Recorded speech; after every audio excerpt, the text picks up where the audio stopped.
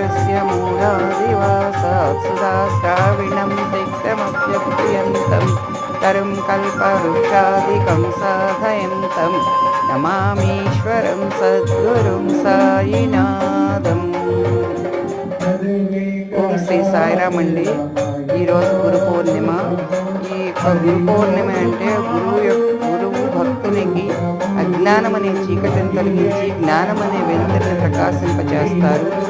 భక్తుడు ఎంత ఓర్పుగా ఉంటాడో గురువు అంత ముందుకొచ్చి మన యొక్క సహాయ సహకారాలను అందించి మన అజ్ఞానాన్ని తొలగించి జ్ఞానాన్ని ప్రసాదిస్తాడు। ఈరోజు మా తమ్ముడింట్లో జరిగినటువంటి గురు పూజ మహోత్సవం చూడండి ఎంత బాగా జరుగుతున్నారో బాబా గారు।